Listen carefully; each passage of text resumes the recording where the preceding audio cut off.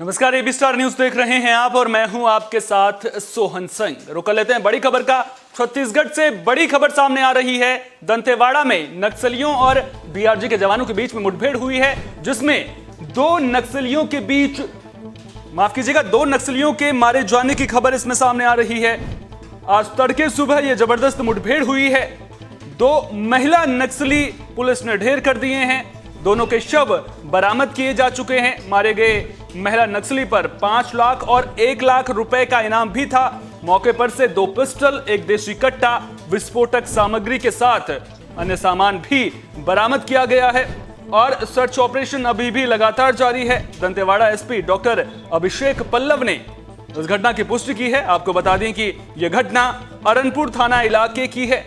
तो दंतेवाड़ा से यह बड़ी खबर सामने आ रही है, जहां डीआरजी जवानों और नक्सलियों के बीच मुठभेड़ हुई है और इसमें 2 महिला नक्सलियों को ढेर कर दिया गया है। बड़ी कामयाबी इसे माना जा रहा है। दरअसल छत्तीसगढ़ में अगर हालिया घटनाक्रम को देखें तो एक बार फिर से नक्सल वहां पर सामने आ रही हैं, नक्सली गतिविधियां सामने आ रही हैं और लगातार जो सुरक्षा बल हमारे हैं, डीआरजी के जवान हैं, वो लगातार नक्सलियों को मुंहतोड़ जवाब देते हुए भी नजर आ रहे हैं। इसी खबर पर ज्यादा बातचीत के लिए वरिष्ठ पत्रकार सुमित सिंगर छत्तीसगढ़ से हमारे साथ में जुड़ चुके हैं। सुमित, क्या पूरी जानकारी निकलकर सामने आई है? पूरी अपडेट दीजिए पूरी खबर पर। जी बिल्कुल, मैं आपको बताना चाहता हूँ ये दंतेवाड़ा पुलिस के लिए बड़ी कामयाबी है।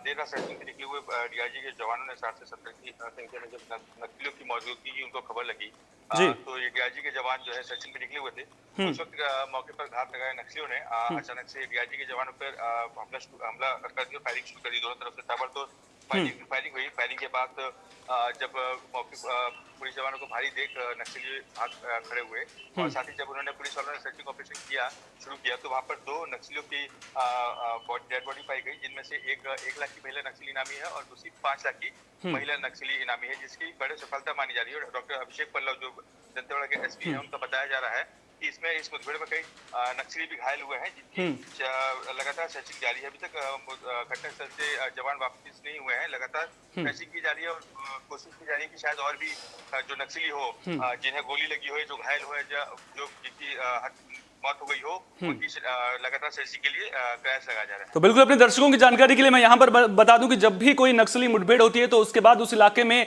सर्च ऑपरेशन चलाया जाता है, ताकि इलाके में अगर कोई और भी नक्सली छुपे हुए हों तो उनकी भी तलाश की जा सके। अच्छा, इस पूरी खबर में जो बात निकलकर सामने आ रही है, 2 महिला जो नक्सली हैं उन्हें ढेर किया गया है और दोनों पर 1 लाख और दूसरे पर 5 लाख रुपए का इनाम था। तो यह माना जाए कि ये बड़े नक्सली थे। आखिर कौन कौन सी ऐसी वारदातों में ये दोनों महिला नक्सली शामिल थे? क्या इसको लेकर के कोई जानकारी मिली है आपको? देखिए, अक्सर जितने भी ये बड़े नक्सली मारे जाते हैं, जो इनामी नक्सली होते हैं, जो लाख रुपए से ऊपर के इनामी नक्सली होते हैं, ये कहीं ना कहीं टॉप पे होते हैं अपने नक्सली। जो टीम इनकी होती है, जैसे हमारी सीआरपीएफ की टीम होती है, डीआरजी की टीम होती है, जो एक टीम को लीड करते हैं, जो हमारे जो उनमें से एक जो पुलिसकर्मी जो टीम करता है, लीड करता है, उसे कमांडेंट कहा जाता है। वैसे ही इसी टाइप में जो नक्सलियों की टीम को कमांडेंट करते हैं, जो ऑपरेट करते हैं, जो एक टुकड़ी उनकी होती है, उसको लीड करने वाले ये लोग कमांडर रहते हैं और इनके ऊपर लाखों का इनाम होता है। इनके पास जो बंदूकी होती है, ये SLR और 47 जैसे बंदूकें पाई जाती है, तो इनके ऊपर इनाम की राशि भी बड़ी होती है। और साथ ही जिस तरीके से बताया जा रहा है कि जो पहला नक्सली को जिन्होंने मुठभेड़ में मार गिराया है, तो कहीं ना कहीं पुलिस का माना जा रहा है और डीआरजी टीम की सफलता ही मानी जा रही है कि बड़ी सफलता है, हो सकता है। अच्छा, क्या इन दोनों महिला नक्सलियों की पहचान हो पाई है अभी तक? जी बिल्कुल, इन दोनों नक्सलियों की पहचान हो चुकी है, शिनाख्त हो चुकी है इन दोनों की। बताया जा रहा है कि ये जो पहली नक्सली है, महिला है, इसमें मलंगीर एरिया कमेटी की सदस्य है। ये एक बड़ी कमेटी है, 5 लाख की इनामी नक्सली थी। और जो दूसरी है इनामी नक्सली, उसका नाम ये निर्वाया एरिया की मलंगीर कमेटी की ही CNM इंचार्ज है, जो 1 लाख रुपए की इनामी नक्सली थी। इसका नाम पोजे था। जी अच्छा, एक और अहम जानकारी आपसे चाहूंगा। दरअसल हम देख रहे हैं कि लगातार जो नक्सली गतिविधियां हैं उन पर अंकुश लगाने के लिए पुलिस और प्रशासन की ओर से भी कवायद की जा रही है। आत्मसमर्पण अभियान चलाया जा रहा है। बस्तर संभाग से ही एक खबर मैं देख रहा था, वहां पर भी 8 नक्सलियों ने आत्मसमर्पण किया है, जिसमें इनामी महिला नक्सली भी शामिल है। तो राजनांदगांव में भी जो पुलिस है, जो सुरक्षा बल हैं, उन्हें बड़ी कामयाबी मिली है। वहां पर नक्सलियों का सामान बरामद किया गया है। तो अभी तक जिस तरह से प्रशासन काम कर रहा है नक्सलियों के खिलाफ, पूरी तरह से खात्मा क्यों नहीं हो पा रहा है? दिक्कतें क्या आ रही हैं सरकार और प्रशासन के सामने वहां पर? बिल्कुल, मैं आपको बताना चाहता हूँ कि जिस तरीके से पुलिस और प्रशासन दोनों मिलकर काम कर रहे हैं, जिस तरीके से बस्तर की डीआईजी और एसटीएफ टीम में मिलकर काम कर रहे हैं, और जो अभी डॉक्टर अभिषेक पल्लव जो दंतेवाड़ा एसपी उनके द्वारा जो नक्सल वापसी का जो अभियान चलाया जा रहा है, लोन बराटू जिसका नाम है, जिसमें कई नक्सलियों ने जो अभी आत्मसमर्पण किया है। और दूसरा, नक्सलियों का कहना है कि नक्सली जब भी समर्पण करते हैं तो उनसे जानकारी ली जाती है, तो उनका कहना ये है कि हमारा संगठन टूटते जा रहा है और लगातार जो जब से कोरोना जैसी बीमारी आई है, भयंकर बीमारी आई है, तो उसमें भी कई नक्सलियों की अंदरूनी में मौत हो गई है। अभी हाल फिलहाल 1-2 महीने पहले जो नक्सली के टॉप कमांडर्स थे उनकी भी कोरोना के चलते मौत हुई है, जिनका इलाज पूरी तरह से मिल नहीं पा रहा। तो नक्सलियों का कहना ये है कि हम जंगल में क्यों मरे, हम लोग यहीं आत्मसमर्पण करके एक सादा जीवन जीते हैं। तो उसके चलते जो नक्सली है लगातार आत्मसमर्पण कर रहे हैं, और जो बाकी नक्सली हैं जो अभी भी जो एक्टिव हैं, उनका कहना यह है कि हम आजादी के लिए लड़ रहे हैं, अपने जंगल और जमीन के लिए लड़ रहे हैं। तो लगातार वो लोग भी ब्रेनवॉश करते रहते हैं ग्रामीणों। कुल मिलाकर यही देखने को मिल रहा है कि नक्सली जो हैं वो खुद में ही दो गुटों में बंटते हुए नजर आ रहे हैं। एक और वो नक्सली सामने आ रहे हैं जो आत्मसमर्पण कर रहे हैं, मुख्यधारा में जुड़ रहे हैं। दूसरी ओर कई नक्सली ऐसे अभी भी हैं जो अभी भी नक्सलियों के हिसाब से अगर मैं कहूं कि वो लगातार वारदातों को अंजाम दे रहे हैं और पुलिस की सरदर्दी बढ़ा रहे हैं। आखिर कौन कौन सी जो अभियान हैं वो सरकार के द्वारा चलाए जा रहे हैं नक्सल के खात्मे को लेकर, अगर छत्तीसगढ़ को लेकर के मैं बात करूं तो? देखिए, इनमें से एक महत्वपूर्ण अभियान जो है लोन बराटू है, जिसकी पूरे भारत में प्रशंसा हो रही है। जो डॉक्टर अभिषेक पल्लव जो दंतेवाड़ा एसपी हैं, उनके द्वारा चलाया जा रहा है। उसमें कई बड़े नक्सली लीडर्स भी और जो नक्सली कमांडर भी उसमें आत्मसमर्पण हुए हैं। उनका कहना ये है कि आप घर आइए, अपने घर वापस आइए। उनका सीधा एक मतलब एक मोटो है जिससे बोल सकते हैं कि वो घर घर जाकर जो अंदर के एरियाज है जहाँ पे पुलिस जाने से कतराती थी, वहां जाकर ये लोग एक अभियान चला रहे हैं कि आप अपने घर वापस आइए, आप रास्ता भटक चुके हैं।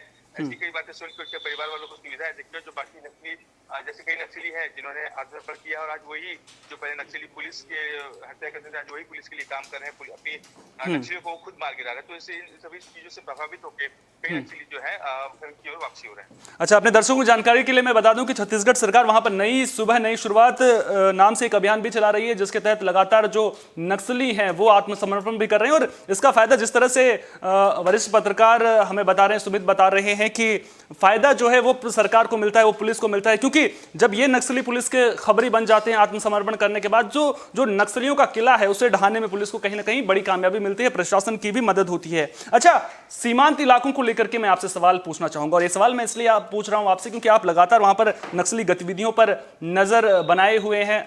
बात महाराष्ट्र के गढ़चिरौली की करें, वहां पर भी नक्सलियों का बड़ा गढ़ माना जाता है। इसके अलावा झारखंड से सटी हुई जो सीमाएं हैं वहां पर भी कहीं ना कहीं प्रशासन के लिए बड़ी चुनौती नक्सली बनकर उभर रहे हैं। आखिर जो सीमांत इलाके हैं वहां पर किस तरह से प्रशासन काम कर रहा है, और वहां पर अभी तक जिस तरह से कार्रवाई का सिलसिला चल रहा है उस हिसाब से देखें तो क्या कामयाबी मिलती हुई नजर आ रही है वहां पर?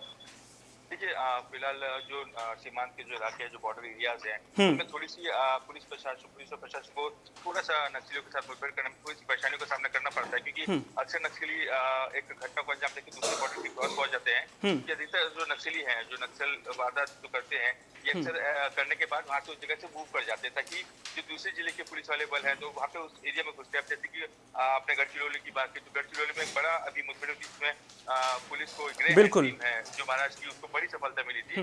तो और आंध्र में भी ऐसी एक ग्रेहैंड टीम है जो छत्तीसगढ़ में आके जिसने कई बड़े बड़े नक्सलियों का सफाया करा था। लगातार इनकी टीम जो है बहुत एक्टिव रहती है ग्रेहैंड की, जो पहले बस्तर में भी हुआ करती थी। और उसके बाद जब सीमांत की बात आती है तो लगातार कोशिश करते हैं कि दोनों तरफ से घेराबंदी करके उनको पकड़ी जाए, लेकिन कहीं ना कहीं इसको हम थोड़ी सी तालमेल की कमी कह सकते हैं दोनों बॉर्डर पुलिस को।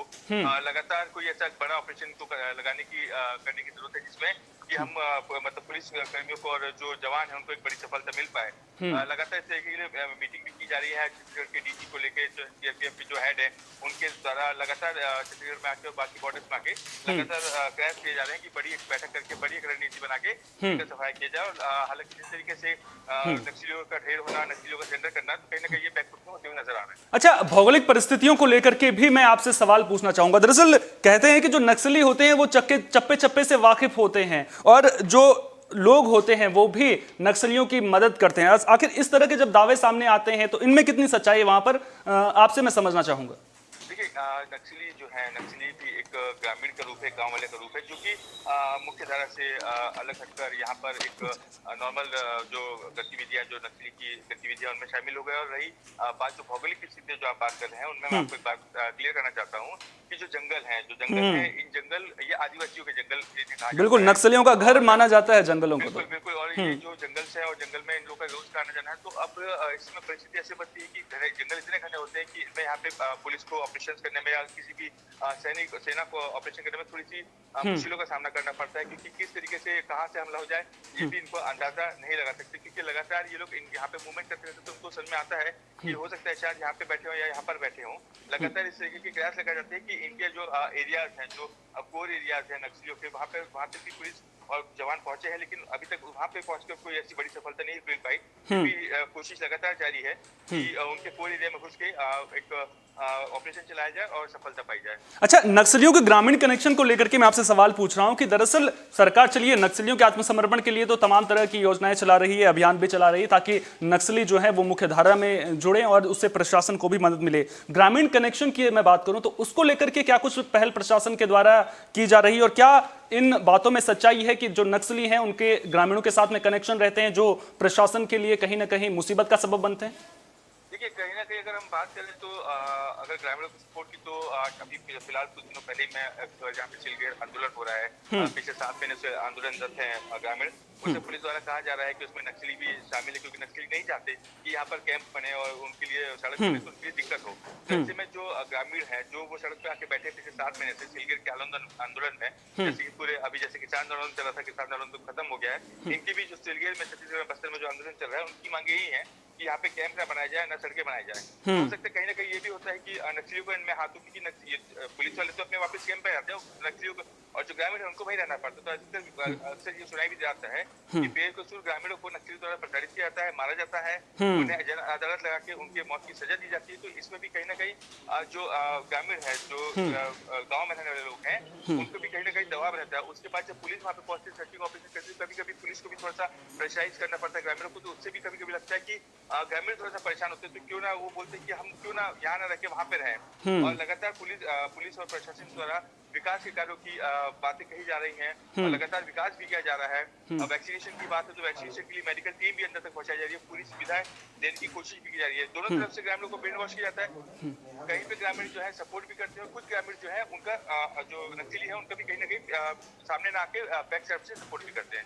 अच्छा, जल, जंगल, जमीन, ये जो 3 बड़ी बातें हैं, जो ये 3 बड़े मुद्दे हैं, इनको लेकर के पूरी लड़ाई देखने को मिलती है। लेकिन एक बात मुझे समझ में नहीं आती है कि आखिर विकास कार्यों से क्यों नक्सलियों को परहेज है? क्या दिक्कतें हैं? क्या जो प्राकृतिक संपदाओं को नुकसान पहुंचता है वो वजह है, इसी वजह से प्रशासन के आड़े आते हैं, या फिर कुछ और वजह हैं? आखिर पूरा माजरा क्या है वो मैं आपसे समझना चाहूंगा।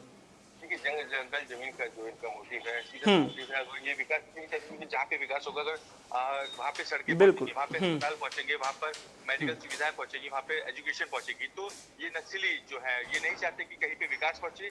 जो परिस्थिति अभी तक है, भौगोलिक परिस्थिति और जो स्थिति वहाँ पर है, जहाँ पे रहते हैं, जो इनके कोर एरियाज है, जहाँ तक अभी तक किसी का पहुंच पाना बहुत मुश्किल होता है। लोग 4 व्हीलर तो छोड़िए, 2 व्हीलर तक वहाँ पर नहीं पहुंच पाते इनकी जगहों पे। और आप कई बार आपने सोशल मीडिया में भी देखा होगा कि लगातार जो कोई अगर कोई ग्रामीण बीमार होता है अंदरूनी इलाकों में, तो उसे खटिया पे टांग के लाया जाता है। तो ये विकास, हम विकास की बात करते हैं तो विकास हमको यहाँ भी देखने को मिलता है, लेकिन कोशिश की जाती है कि हम वहाँ तक भी विकास पहुंचाए। लेकिन नक्सली हमेशा अगर कोई भी पुल बनाने की कोशिश करते हैं, किसी को कनेक्टिविटी देने की कोशिश करते हैं, तो वहाँ पे अवरुद्ध करते हैं, वहाँ पे ब्लास्ट कर देते हैं, वहाँ पे सड़कें काट देते हैं। तो इस तरीके की जो इनकी जो मांगे हैं, जैसे विकास न करवाना, ग्रामीण भी कुछ ग्रामीण भी हैं, जो बहुत से ग्रामीण जो गांव के एरिया के लोग हैं जो बोलते हैं कि हमको विकास चाहिए, लेकिन अब विकास करें भी तो करें कैसे जब नक्सली विकास नहीं करने दे रहे हैं। बहुत बहुत शुक्रिया सुमित, तमाम जानकारी को हम तक साझा करने के लिए थे वरिष्ठ पत्रकार सुमित सेंगर, जो पूरी खबर पर हमें जानकारी दे रहे थे। तो नक्सलियों के खिलाफ छत्तीसगढ़ प्रशासन का अभियान लगातार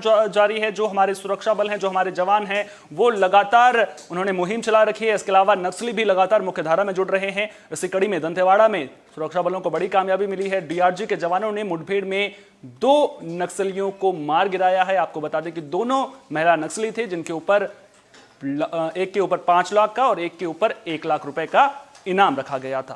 फिलहाल के लिए बड़ी खबरों में इतना ही। देश दुनिया की तमाम अहम खबरों के लिए आप बने रहिए एबी स्टार न्यूज के साथ, क्योंकि यहां पर खबरों का सिलसिला कभी नहीं थमता। है।